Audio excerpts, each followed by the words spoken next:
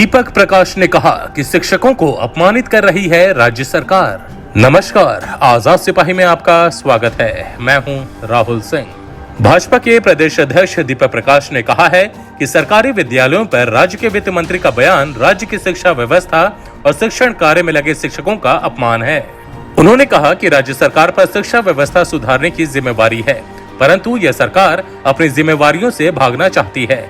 शिक्षकों पर दोषारोपण करके राज्य सरकार अपनी विफलताओं को छुपाने का प्रयास कर रही है। राज्य सूची का विषय है शिक्षा। दीपक प्रकाश ने कहा कि शिक्षा राज्य सूची का विषय है। राज्य के सरकारी विद्यालयों में उच्च स्तरीय और गुणवत्तापूर्ण शिक्षा मिले, उसका बुनियादी ढांचा सुदृढ़ हो और तथा विषयवार शिक्षकों की नियुक्ति कर पद भरे जाएं। इन सारे कार्यों की जिम्मेवारी राज्य सरकार पर है, परंतु यह सरकार जिम्मेवारियों से मुंह मोड़ रही है। इनकी चुनाव पूर्व घोषणाएं ठंडे बस्ते में जा चुकी है। उन्होंने कहा कि राज्य के प्राइवेट स्कूल आम आदमी, गरीब, मजदूर और किसान के बच्चों के लिए सुलभ नहीं है। राज्य की अधिकांश आबादी गांव में निवास करती है। सुदूरवर्ती ग्रामीण, पहाड़ी और जंगली क्षेत्रों में सरकारी विद्यालय ही शिक्षा के साधन हैं। उन्होंने कहा कि सत्ता मद में चूर राज्य सरकार के मंत्री और विधायक लगातार गैर जिम्मेदाराना बयान दे रहे हैं। मरीजों को प्राइवेट अस्पतालों में भर्ती होने पर मजबूर किया।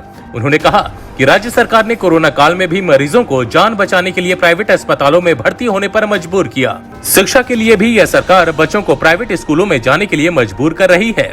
इससे सरकार की नीति और नीयत स्पष्ट झलक रही है। उन्होंने कहा कि एक तरफ वित्त मंत्री रामेश्वर उरांव सरकारी स्कूलों की शिक्षा को कोस रहे हैं, वहीं मदरसा के अनुदान के लिए नियमों को संशोधित करने की बात कर रहे हैं। उन्होंने कहा कि राज्य सरकार के गठबंधन दलों में वोट बैंक और तुष्टीकरण की होड़ लगी हुई है। यह सरकार अंतर विरोध से घिरी है। शिक्षा विभाग झामुमो के कोटे में है, इसलिए झामुमो को वित्त मंत्री रामेश्वर उरांव के बयान पर स्थिति स्पष्ट करनी चाहिए। राज्य में कोई सुरक्षित नहीं। दीपक प्रकाश ने पत्रकार बैजनाथ महतो पर हुए प्राण घातक हमले की निंदा की है। उन्होंने कहा कि सरकार अविलंब अपराधियों को गिरफ्तार कर कठोर सजा दिलवाए। वहीं सरकार से मांग करते हुए कहा कि बैजनाथ महतो को हर जरूरी चिकित्सा सहायता उपलब्ध कराई जाए। उन्होंने कहा कि सरकार में कोई भी सुरक्षित नहीं है।